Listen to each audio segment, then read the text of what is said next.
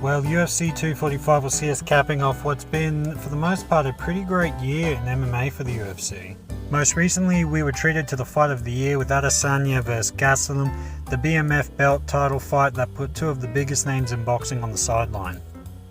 I feel as if Christmas had come early for Uncle Dana, as he had DAZN literally forced their main fight to hold off until the Diaz and Masvidal fight had ended. Talk about changing of the guard for MMA. In any case, we're still in for an absolute cracker of a card at UFC 245 with 3 championship fights and a decently stacked undercard. I want to focus on the main event though, as I feel the story behind it has made it an almost make or break for both contestants.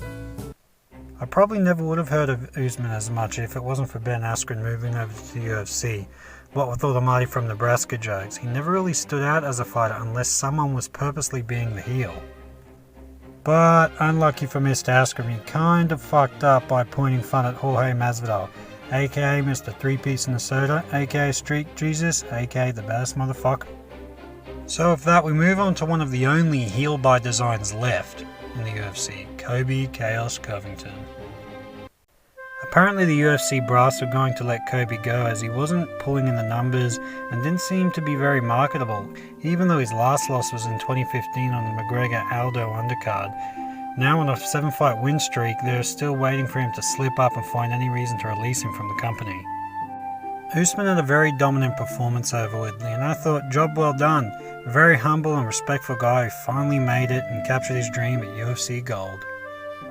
But leading into the Colby fight, Usman, he seems a little bit different. He takes himself a little bit too seriously.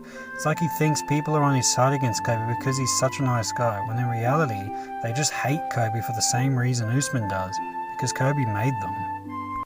Take a look at Robbie Lawler. The whole act from Colby is so obvious that to take him seriously is just embarrassing.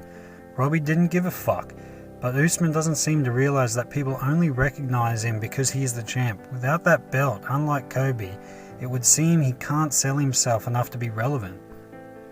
Colby makes it easy for fans to get behind Usman, as he doesn't care whether or not they like him, he just needs them to watch him.